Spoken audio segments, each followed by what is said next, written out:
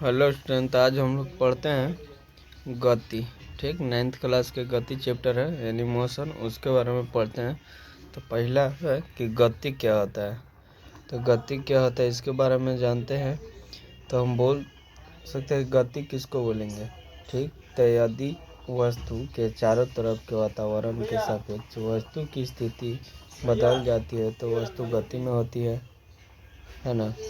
जैसे जैसे यहाँ पड़ी गाड़ी है, ठीक, यहाँ से आ गया यहाँ, ठीक, तो आया तो यहाँ तक तो गति में है ना।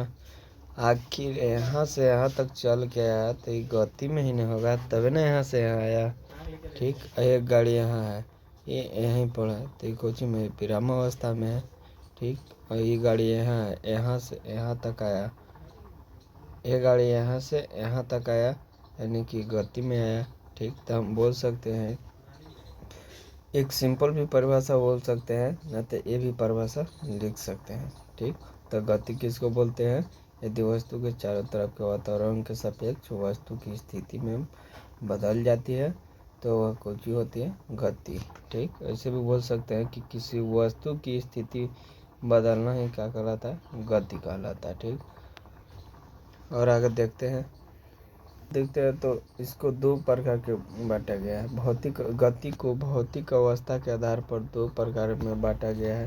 ठीक, विराम अवस्था और गतिज अवस्था। ठीक, विराम अवस्था किसको बोलेंगे, विराम अवस्था उसको बोलेंगे जब कोई वस्तु अपनी स्थिति को चेंज ना करे। ठीक, मान लिया कि कोई व्यक्ति है, यहीं पर है तो यहाँ से अगर आगे नहीं बढ़ रहा है, ठीक, तो ये कौन अवस्था में, विराम अवस्था में। अगर यह व्यक्ति यहाँ से चल के आके यहाँ पर आ जाए, ठीक, तो ये कौन अवस्था में आ जाएगा, गति अवस्था में आ जाएगा। ठीक, तो हम ऐसे भी सिंपल परिभाषा बोल सकते हैं कि जब कोई वस्तु अपनी स्थिति को चेंज करे तो गति अवस्था, जब कोई वस्तु अपनी स्थिति को चेंज ना करे तो विराम अवस्था में हो जाएगा, है ना। चलिए तो और आगे देखते हैं।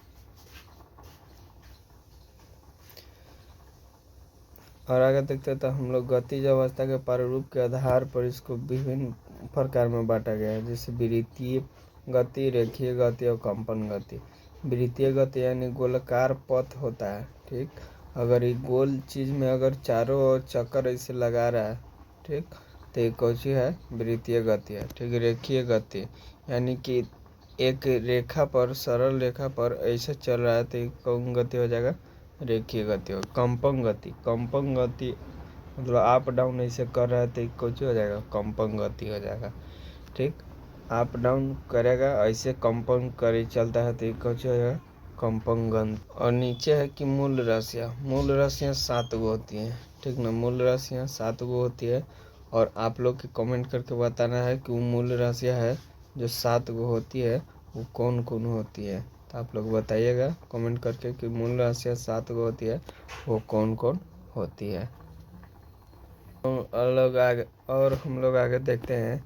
तो भौतिक राशियों के विभाजन करने पर ये 2 वर्गों में विभाजित किया गया है, सदिश राशि और अदिश राशि में। ठीक, अदिश राशि और सदिश राशि में। अदिश राशि किसको बोलते हैं, ठीक, यदि किसी भौतिक इकाई का केवल परिमाण और दिशा ना हो। ठीक, केवल परिमाण हो और दिशा ना हो वो कौन हो जाएगा, अदिश। और सदिश में क्या होगा, इसमें दोनों होता है। भौतिक इकाई, वैसा भौतिक इकाई जिसमें परिमाण और दिशा दोनों होती है वो कौन हो जाएगा, सदिश हो जाएगा। ठीक, जिसमें देखिए मान लीजिए सदिश है तो इसमें दोनों होगा।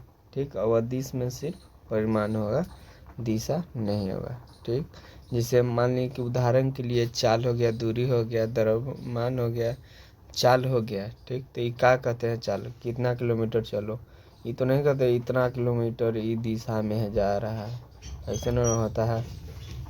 तो कहते हैं कि इतना किलोमीटर चलो, चाल। तो इसमें सिर्फ अदिश में परिमाण होता है और दिशा नहीं होता है। ठीक, और सदिश में क्या होता है कि दोनों होता है, परिमाण और दिशा दोनों होता है। हम लोग आगे देखते हैं। तो दूरी क्या है, दूरी क्या है, तो वास्तविक पथ। ठीक, वास्तविक पथ जो कोई वस्तु अपने प्रारंभिक स्थिति से अंतिम स्थिति के बीच चलती है। ठीक, मान लीजिए कि एक बिंदु यहाँ है, एक बिंदु यहाँ है, यहाँ से कोई व्यक्ति यहाँ तक आया, ठीक, जो दूरी तय किया उसी को क्या कहते हैं, दूरी कहते हैं। ठीक, मान लें कि यहाँ से व्यक्ति चल के यहाँ आ गया, उसी को क्या कहेंगे, दूरी कहेंगे।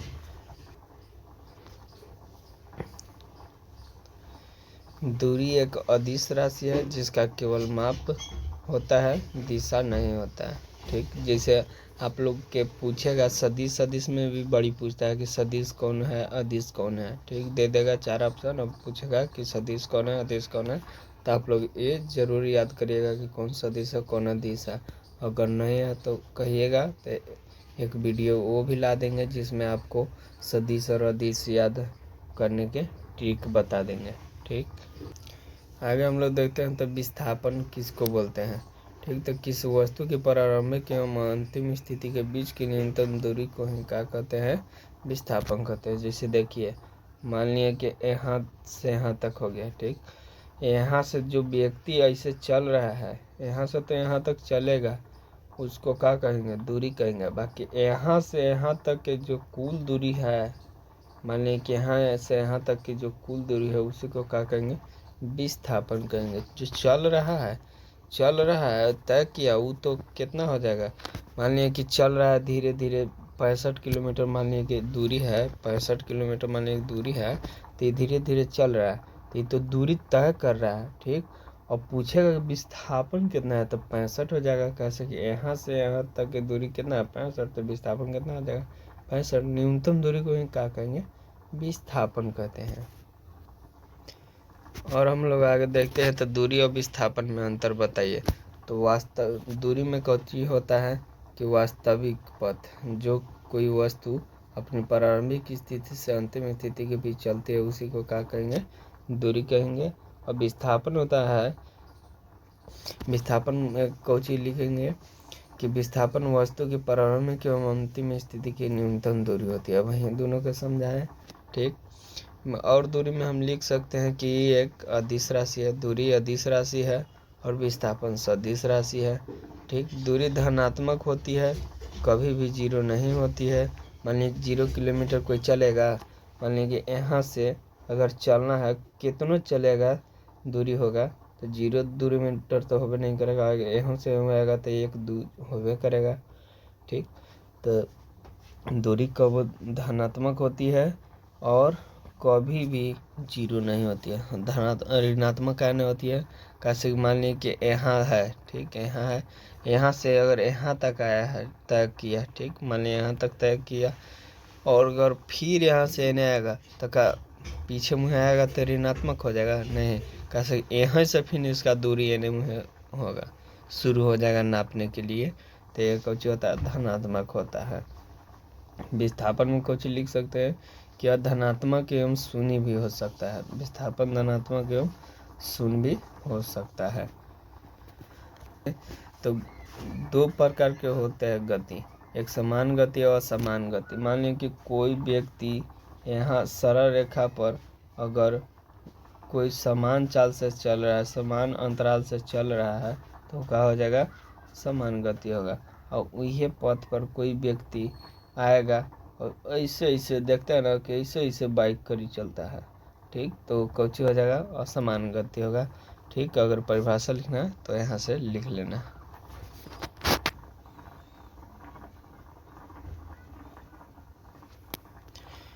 आगे है त्वरण गति। ठीक, यदि वस्तु की गति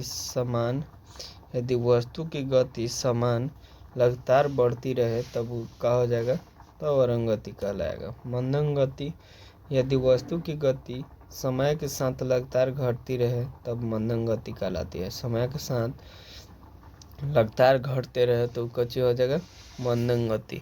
अगर बढ़ रहा है, प्लस हो रहा है तो त्वरण गति, और माइनस हो रहा है तो मंदन गति होगा।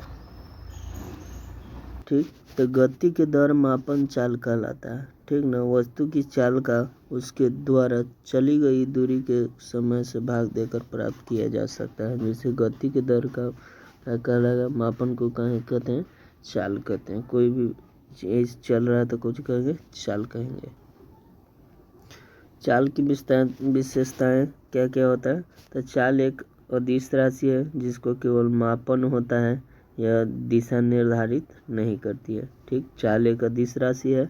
पूछेगा ऑप्शन देके कि चाल कौन सा राशि है, सदिश अदिश, तो हम क्या बोलेंगे, अदिश राशि है। ठीक, इसको केवल मापन जाता है, दिशा निर्धारित नहीं करता है। चाल का मात्रक होता है मीटर प्रति सेकंड, चाल का मात्रक मीटर पर सेकंड होता है। चाल यदि कोई वस्तु गति के से विचरण कर रहा है तो वह समान चाल से द्वारा अपनी दूरी तय करती है। ठीक, अगर मान लीजिए कि कोई वस्तु समान गति से विचरण कर रहा है, ठीक, गते गते समान गति से चल रहा है, तो उसकी दूरी भी क्या होगी, समान गति से तय करेगी ना। पर यदि असमान गति तो वस्तु की चाल एक असमान रहकर बदल सकती है। जैसे मान लीजिए कि असमान गति से चल रहा है तो उसका चाल भी कुछ हो जाएगा, असमान हो जाएगा। असमान गति को मान लीजिए कि धीरे धीरे तय कर रहा है तो धीरे धीरे गति में तय करेगा ना। असमान गति से करेगा तो असमान गति, जैसे मान लीजिए कम बेसी कर रहा है, कम बेसी कर रहा है, तो यानी कि हालिद न भी पहुंच सकता है और उसका लेट भी हो सकता है। बाकी अगर समान चाल से चल रहा है, एक चाल से चल रहा है, तो उसका फिक्स है कि उतना टाइम लगेगा तो लगेगा। ठीक, और कोई जैसे बढ़ रहा है, हालिद न जा रहा है, फिर पीछे आ रहा है, फिर रेस कर रहा है, फिर गते गते चल रहा है, तो इस समय क्या होगा कि उसका दूरी मतलब हालिद न भी पहुंच सकता है और नहीं भी पहुंच सकता है। चलिए देखते हैं औसत चाल क्या है। वस्तु की चाल कुल तय की गई दूरी और कुल लिए गए समय के अनुपात को कहते हैं औसत चाल कहते हैं। ठीक, औसत चाल बराबर फॉर्मूला होता है कुल दूरी बटा कुल समय। यदि वस्तु टी समय में दूरी तय करे तो इसका सेकंड चाल होता है। जैसे देखिए v बराबर एस बाई टी होता है, v बराबर एस बाई टी होता है। ठीक, इस पर अगर आप चाहिएगा तो हम कमेंट करिएगा, न्यूमेरिकल चाहिए तो इस पर न्यूमेरिकल भी अगला वीडियो में करवा देंगे। पर आप ये याद रखिएगा कि औसत चाल बराबर क्या होता है, दूरी, औसत चाल बराबर क्या सूत्र होता है, v बराबर एस बटा टी होता है, कुल दूरी बटा कुल समय।